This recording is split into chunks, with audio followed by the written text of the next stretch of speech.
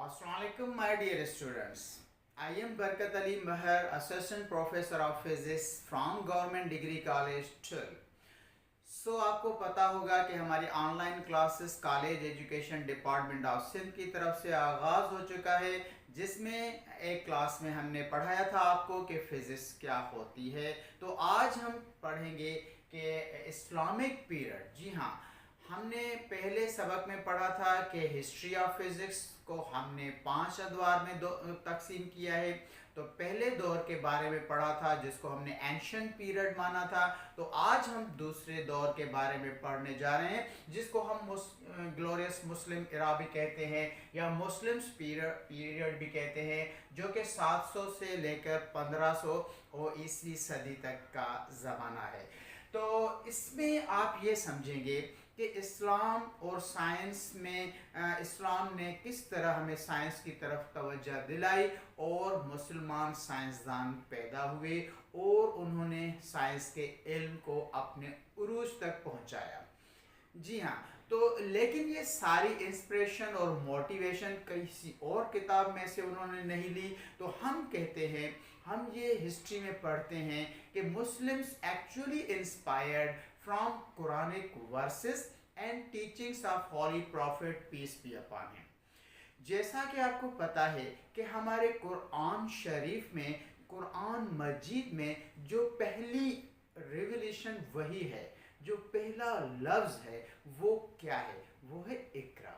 जी हाँ, इकरा means read. तो उसमें कहा गया है कि इकरा बिस्मि रब्बिकल्लज़ी खलक खलकल इंसान मिन अलक, यानी इंसान को तवज्जो देने का के लिए बोला गया है। उनसे इंसान से कहा गया है कि हम मेरी तख्लीक, जो इंसान की तख्लीक है, इस पर गौर कीजिए। जी हाँ, इंसान की तख्लीक पर गौर करने से हमें बायोलॉजी का इल्म मिलता है। फिर कायनात, ज़मीन और आसमान और सूरज और चाँद के बनने में हमें उनकी नेचर यानी फ़िज़िक्स का इल्म आना चाहिए। तो और उनमें तब्दीलियाँ आनी शुरू हो जाएं तो हम केमिस्ट्री की बात करते हैं। तो इट मीन्स हमें कुरान शरीफ ने चीज़ों में तफक्कुर और तदब्बुर करना सिखाया, जिसको हम कहते हैं कि इस्लाम taught us about the reasoning and observation।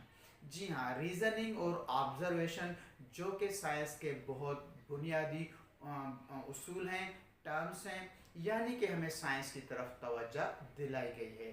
तो हम देखते हैं कि आपकी टेक्स्ट बुक में कुछ सूराज का जिक्र किया गया है। बहुत सारी सूराज में साइंस के मुतालिक आपको आयात मिलेगी, लेकिन फॉर एग्जाम्पल के तौर पर इन 3 सूराज की कुछ आयात का जिक्र आपकी किताब में मिलता है।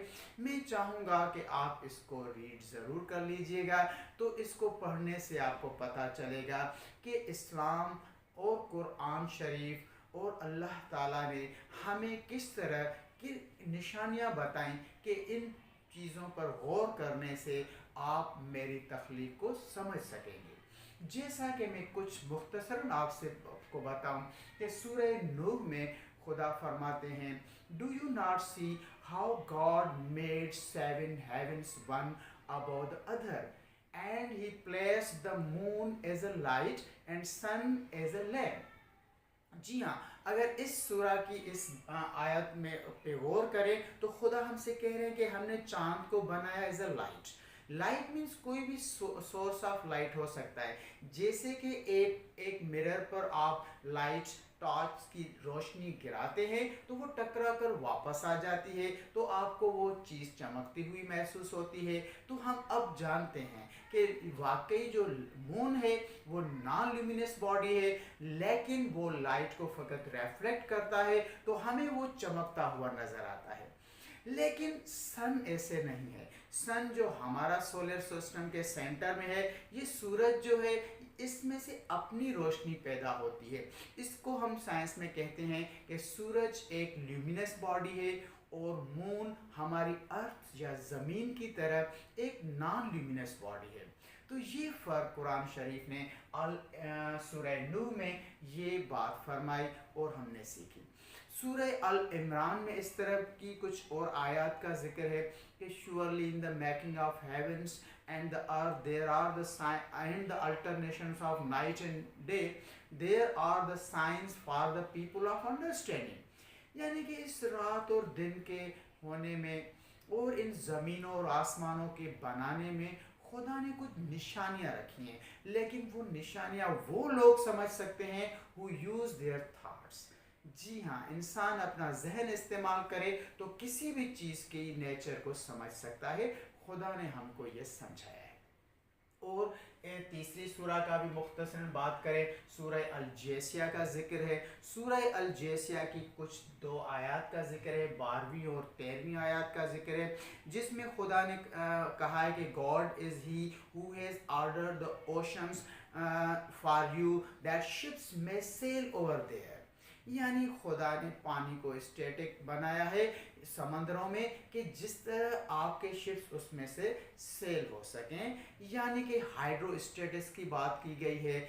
यानी कि पानी की प्रॉपर्टीज़ को समझने से हमें पता चलता है कि कौन सी चीज़ पानी में डूब सकती है, कौन सी चीज़ पानी पर तैर सकती है। तो इन चीज़ों पर सोचने का मतलब है कि मुसलमान साइंसदानों को एक इंस्पिरेशन मिली, एक इंसेंटिव मिला, एक मोटिवेशन मिली। तो उन्होंने क्या किया, उन्होंने जी हाँ, जो ग्रीक पीरियड के नेचुरल फिलोसोफर्स थे उनकी जो किताबें थी उनको अरेबिक में ट्रांसलेट किया, और मोस्ट इम्पॉर्टेंट ट्रांसलेट करने वाले थे याकूब बिन इसहाक अल किंदी। जी हाँ, इसको हम मानते हैं फर्स्ट अरब फिलोसोफर, जिन्होंने पहले यूनानी किताबों की ट्रांसलेशन तर्जुमा अरेबिक लैंग्वेज में करना शुरू किया। जी हाँ, तो इस तरह यूनान का जो इल्म था वो भी मुसलमानों के पास आ गया, और फिर उन्होंने उससे आगे बढ़कर बहुत सारी दरियाफ्तें की, इतनी दरियाफ्तें की, इतना इल्म में वो आगे बढ़े कि पूरी दुनिया में मरकज़ बन गया कि मुसलमान के जो मदरसे हैं, मुसलमानों के वो मदारिस यूनिवर्सिटियों का दर्जा रखते थे, तो सारी दुनिया के लोग वहाँ से इल्म का नूर हासिल करते थे। जी हाँ, तो ये तो मुख्तसर एक तारुफ था, लेकिन आपका टॉपिक एक्चुअली ये है कि contribution to physical science by the Islamic world. तो इस्लामिक वर्ल्ड की तरफ से फिजिकल साइंस में कौन सा कंट्रीब्यूशन किया गया है। तो इस कंट्रीब्यूशन को समझने के लिए हमें देखना होगा कि who are the famous Muslim scholars, यानी कि कौन से मुसलमान साइंसदान हैं जिन्होंने अपने इल्म की वजह से बहुत सारी कंट्रीब्यूशंस की टुवार्ड्स द फिजिकल साइंस। जी हाँ, तो इसमें हमें अगर देखें तो कुछ फेमस मुस्लिम स्कॉलर्स का जिक्र यहाँ मिलता है आपकी टेक्स्ट बुक में, लेकिन फ़कत ये लोग नहीं हैं, और दूसरे हज़ारों मुसलमान साइंसदान हैं जिनके जिक्र से किताबें भरी पड़ी हैं। जी हाँ, तो देखिए कि सब फेमस मुस्लिम स्कॉलर्स कौन से हैं। तो कुछ का जिक्र आपकी किताब में दिया हुआ है, तो मेरे बच्चों उनका कुछ तारुफ आपको आना चाहिए, उनकी कुछ मोटी मोटी दरियाफ्तों या किताबों के नाम आपको आने चाहिए। तो इस तरह से आप इन सवालों के जवाब एग्ज़ाम में दे सकते हैं।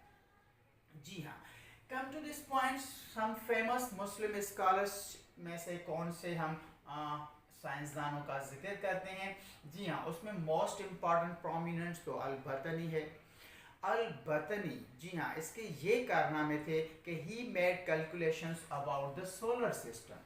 जी हाँ, उन्होंने हमें बताया कि सोलर सिस्टम किस तरह काम करता है। ये एक सोलर सिस्टम का मॉडल है जिसमें आप जानते हैं कि सूरज बीच में है, फिर एक ज़मीन घूमती है, फिर मरकरी है, फिर उसमें वीनस है, फिर अर्थ है, अर्थ के बाद फिर यहाँ पे हमें मार्स मिलता है, फिर दूसरे सयारे नज़र आते हैं। तो इसका मतलब है इस सोलर सिस्टम के बारे में अल-बतनी ने काफ़ी कैलकुलेशंस की और इसके बारे में हमें बहुत कुछ समझाया। और उन्होंने फ़कत सोलर सिस्टम ही नहीं, लेकिन सोलर एक्लिप्स और मून एक्लिप्स, जिसको हम ल्यूनर एक्लिप्स कहते हैं, इन चीज़ों के बारे में हमें बताया। तो ल्यूनर एक्लिप्स और सोलर एक्लिप्स किस तरह होते हैं, तो आपको कुछ पता होगा कि ज़मीन सूरज के गिर्द घूमती है और चांद ज़मीन के गिर्द घूमता है। तो ये सन है, ये अर्थ है, and this one is the moon. अगर मून को, जिसको हमने पहले पढ़ा, उसको अपनी रोशनी नहीं होती, वो नॉन ल्यूमिनस बॉडी है, वो फकत सूरज की रोशनी को रिफ्लेक्ट करता है, तो हमें चांद चमकता हुआ नजर आता है। जी हाँ, तो सूरज और चांद, इन सारी चीज़ों के रोटेट होने से, इन चीज़ों के घूमने की वजह से ये सोलर एक्लिप्स और ल्यूनर एक्लिप्स होते हैं, जिसको हम सूरज ग्रहण और चांद ग्रहण कहते हैं। जी हाँ, अगर मून अर्थ और सन के बीच में आ जाए तो इस इलाके में लोगों को सूरज नजर नहीं आएगा, तो वो कहेंगे सोलर एक्लिप्स। अगर मून यहाँ पर हो और हम कह सकते हैं कि अर्थ बीच में आ जाए, किन चीज़ों के बीच में आ जाए, मून और सन के, तो सन की रोशनी आगे तो इस तरफ तो चली जाएगी, लेकिन मून तक नहीं पहुंच पाएगी। जब चांद के सरफेस तक सूरज की रोशनी नहीं पहुंच पाएगी तो रिफ्लेक्ट भी नहीं होगी, तो चांद अपनी रोशनी खो देता है कुछ वक्त के लिए, और इसको हम कहते हैं चांद ग्रहण, और इसको हम कहते हैं ल्यूनर एक्लिप्स। जी हाँ, वेरी इंटरेस्टिंग। इन चीज़ों के बारे में हमें अल-बतनी ने बताया कि ये सब कैसे होता है। तो सोलर एक्लिप्स, ल्यूनर एक्लिप्स और changes in seasons and about the solar system, ये सारी चीज़ें हमें अल-बतनी ने सिखाई। जी हाँ, थोड़ा हम आगे बढ़ते हैं, अल-ख्वारिज़मी की बात करते हैं। जब भी अल-ख्वारिज़मी की बात होती है तो आपके माइंड में अलजेब्रा आ जाता है। जी हाँ, बिल्कुल। इन्होंने पहली किताब अलजबरा की लिखी थी, हिसाब अलजबर, और एक किताब वल मुकाबला, उसके को मिलाकर हम कहते हैं कि Al-Khwarizmi was the founder of algebra. Algebra के वो फाउंडर थे, वो बानी थे। अलजेब्रा को उसने अपने उरूज तक पहुंचाया। अलजेब्रा की मदद से हमें बहुत सारी चीज़ों की कैलकुलेशन करने में मदद मिलती है, जो कि पहले नामुमकिन था। इस अल-ख्वारिज़मी ने एक दूसरी टर्म इंट्रोड्यूस की, जिसको हम कहते हैं लॉगरिथम। एक्चुअली वो अल-ख्वारिज़म टर्म थी, वो फिर चेंज होकर अलगॉरिथम पढ़ा जाने लगा, फिर लॉगरिथम पढ़ा जाने लगा, जिसको हम मुख्तसरन लॉग कहते हैं। जी हाँ, आपको पता होगा कि 1000 को हम एक्सपोनेंशियल फॉर्म में इस तरह लिखते हैं, तो हम कह सकते हैं कि लॉगरिथम ऑफ 1000 इज एक्चुअली 3, लेकिन because 3 is the characteristics of that number.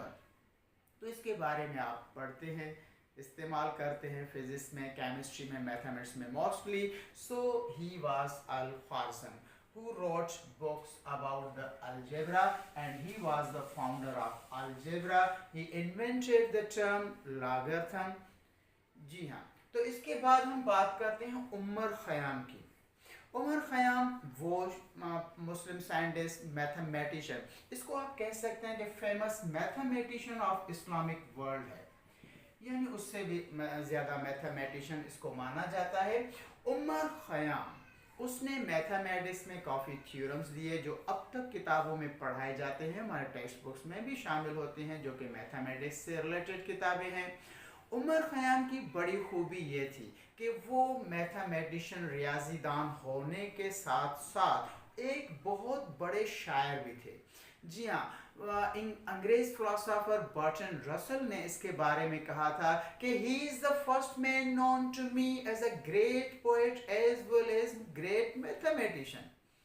यानी दो चीज़ों में महारत रखने, वो भी शायरी और रियाजी, दोनों में महारत रखने वाला ऐसा बंदा मुझे कहीं और नजर नहीं आता, बर्टन रसल ने कहा था। इब्नुल हैथम, जी हाँ, इब्नुल हैथम, इब्नुल हैशम जिसको हम कहते हैं, अंग्रेज इब्नुल हैथम कहते हैं, या समटाइम इब्नुल हैज़म भी लिखते हैं। तो इसके उनके क्या कारनामे हैं? अल हैथम, इन्होंने, इसको हम कहते हैं famous physicist of Islamic world, क्योंकि इसने एक किताब लिखी थी, किताबुल मनाजिर, जी हाँ, किताबुल मनाजिर ऑप्टिक्स से रिलेटेड थी।